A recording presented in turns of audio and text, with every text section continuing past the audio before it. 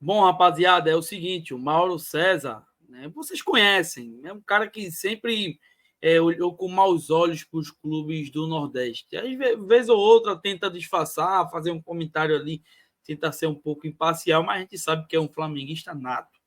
Ele nunca escondeu isso e não vai ser hoje que ele vai esconder isso. Mais uma vez, ele desmerece a liderança ou a vice-liderança ou quem está dentro do G4, né? Porque os clubes que estão lá não favorecem a ele, não favorecem ao conteúdo dele.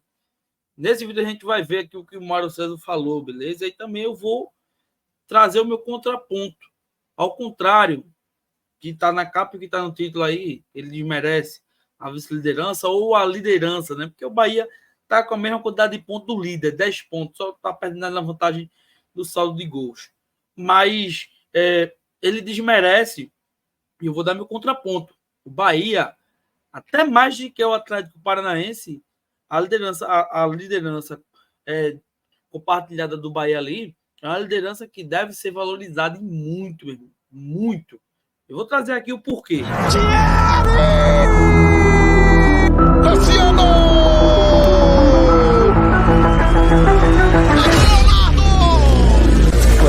Olha o Lucero, dominou no peito, bateu! Gol! Senhoras e senhores, com a palavra o povo do Nordeste. O povo nordestino. Até nível Liga dos Campeões.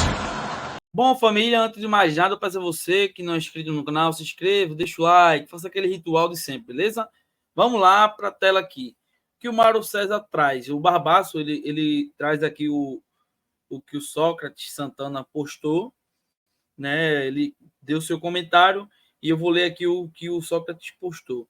O jornalista Mauro César disse que alguns times estão na liderança pois enfrentaram adversários mais fracos.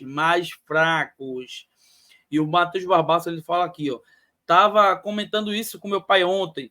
O segundo lugar do Bahia se torna mais significativo ainda por conta dos adversários que já enfrentaram, né? Inter fora, Bavi fora, Grêmio, Fluminense, Botafogo fora, só pedreira. A posição do Bahia hoje tem que ser muito valorizada. Eu concordo com o que o Barbaço falou. Eu estou na mesma linhagem do que o Barbaço falou. Não estou aqui para fazer vídeo emocionante ou vídeo que pregue a irrealidade, né? Tem que ser a realidade. A realidade de hoje é que o Bahia ele está numa fase que ele vai jogar contra o Flamengo do Maracanã, ainda nessa temporada, e vai buscar os 3 pontos lá. Ele vai jogar contra um Palmeiras e vai buscar os 3 pontos. Não é o Bahia do ano passado que jogava pelo empate. Que jogava pelo empate fora, tentava um empatezinho, buscar alguma coisa, ou jogava fora para não levar goleada e vinha para casa e tentava vencer. É um Bahia totalmente diferente. É um Bahia que joga dentro de casa bem, joga fora muito bem. Dentro de casa não perdeu o mesmo pique do ano passado. Foi um time que fazia os pontos dentro de casa e saía para buscar fora. Não conseguia buscar fora. Esse ano está conseguindo. E veja bem, eu quero trazer aqui a lista. Eu quero trazer a lista aqui dos 4 times que estão ali no G4, né? E qual foi os adversários dele. Vamos começar pelo líder. Líder compartilhado, porque o Bahia também tem a mesma quantidade de pontos que ele. O Atlético Paranaense. O Atlético Paranaense pegou o Vasco, venceu de 1-0. O Vasco estava com um jogador a menos, venceu de 1-0. Veja bem. Juventude. O Atlético Paranaense empatou contra o Juventude, na casa do Juventude. O Atlético Paranaense pegou o Internacional, venceu de 1-0. O Atlético Paranaense perdeu para o Grêmio de 2-0. E o Atlético Paranaense pegou o Cuiabá. Veja bem, desses 1, 2, 3, 4, 5 times que o Atlético Paranaense pegou, na minha opinião, você pode até discordar, mas na minha opinião, o Cuiabá é um time bastante fraco. Então é que nem pontuou ainda no campeonato, se eu não me engano. O Cuiabá é um time bastante fraco. Esse Grêmio também é um time que nem vai para lá e nem vai para cá, mas ainda assim é um time que tem um investimento para uma Libertadores, né? Para brigar pela vaga da Libertadores ali. Já o Vasco é um time que é chatinho, mas é um time que não está conseguindo jogar futebol. E ainda mais na casa do Atlético Paranaense, aí que a coisa facilita, né? quando não está lá no São Januário, que eu acho que também vem perdendo essa força. O São Januário antigamente era conhecido como Caldeirão, hoje não é mais. E aí o Internacional acho que é um confronto bacana, né? E o Grêmio, porque Cuiabá, Juventude e o Vasco, pelo amor de Deus, o Atlético Paranaense teve sim essa facilidade. O Atlético Paranaense. Botafogo, vamos ver a vida do Botafogo. Daqui a pouco eu falo do Bahia. Botafogo. O Botafogo pegou o Bahia, o Botafogo pegou o Vitória, o Botafogo pegou o Flamengo, o Botafogo pegou o Juventude, o Atlético Goianiense e também o Cruzeiro, né? O Botafogo teve já lá. Na verdade, o Vitória foi pela Copa do Brasil, né? Foi pela Copa do Brasil. Mas o Botafogo já teve lá suas 5 rodadas, 5 jogos. Perdeu para o Cruzeiro, que não está esses Cruzeiros todos. Ganhou para o Atlético Goianiense, que também não é esse time todo. Então, veja bem. Botafogo, nas primeiras 3 rodadas, o Botafogo pegou 3 babinhas. O Botafogo pegou 3 babinhas. Juventude, Atlético Goianiense e Cruzeiro. Em sequência. Botafogo teve uma pedreira contra o Flamengo, mas ainda venceu. E o Botafogo pegou o Bahia.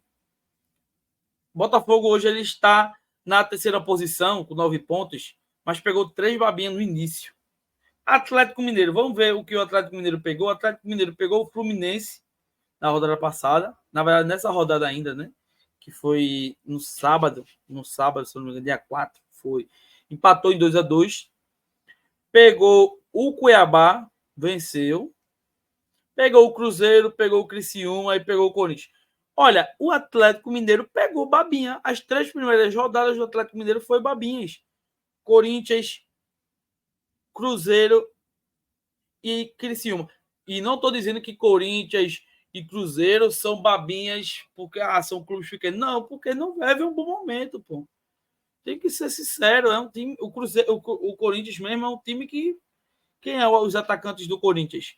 Estão apostando no moleque lá, que tá dando certo, tá? Mas não é um Corinthians que a gente vai olhar pro Corinthians e vai dizer, olha, esse Corinthians vai brigar por uma pré-Libertadores. Esse Corinthians tá garantido na Sul-Americana. Não tá, pô. É um Corinthians que a gente vê ele brigando para não cair. O Criciúma tá conseguindo pontuar, tá, mas é a mesma coisa. E ainda mais o Atlético Mineiro teve um jogo contra o Criciúma dentro de casa e ainda se empatou. O Cruzeiro, mesma coisa, é um time que nem fede nem cheira nesse campeonato. Então, dentre todos esses 4 que estão dentro do G4, o Bahia teve a vida mais difícil. Veja bem quem o Bahia pegou. O Bahia pegou Internacional, o Bahia pegou o Fluminense, atual campeão da Libertadores. O Bahia pegou o Internacional, que, na minha opinião, é um dos times que vai brigar pelo título. Pegou o Fluminense, que é o atual campeão da Libertadores, jogou Mundial e tudo mais. E você pode estar dizendo, não, mas é um time que não vem bem. Mas o elenco ele não se desmontou. Se você olhar, é quase o mesmo elenco que foi campeão da Libertadores. Ao contrário, chegou algumas peças. O jogador Renato Augusto, né? Chegou o Renato Augusto e chegou outras ali. Entendeu? Chegar e dizer que o Fluminense é um time fraco, não é. Pegou o rival no clássico lá no Barradão, que é difícil demais jogar lá. Empatou. Poderia ter vencido, teve algumas chances para virar o jogo. E pegou o Grêmio, né? Dentro de casa. Venceu fácil o Grêmio. O Grêmio não conseguia passar no meio de campo. E, na minha opinião, o Grêmio vai brigar por uma pré-Libertadores. É incrível isso. Pegou o Botafogo no Nilton Santos. O Botafogo que vinha embalado aí de algumas vitórias. Então, veja bem, de todos os que o Bahia enfrentou, não teve nenhuma moleza. Me aponte uma moleza aí que o Bahia pegou nesse brasileiro, do começo até agora.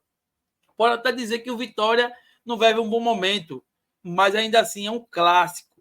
E nos últimos clássicos, o Bahia vinha perdendo para o Vitória, tanto é que perdeu o título.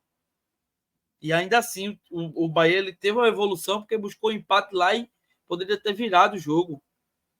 Entendeu? Então, quando o Mauro César for falar de liderança, ele primeiro faça uma autoconsciência. Por que o seu clube não está dentro do G4? Não faça comentários para agradar o seu público, não. Porque muita gente vê isso. E, como você já é conhecido como flamenguista nato, no nato do torcedor do Flamengo, que está na TV como comentarista, mas não é comentarista, é um cara que sempre vai falar, puxando para quem está dando mais audiência. Não faça isso não, porque senão você vira a capa de vídeo aqui como esse. Beleza, rapaziada? Olha, deixa o like, se inscreva no canal.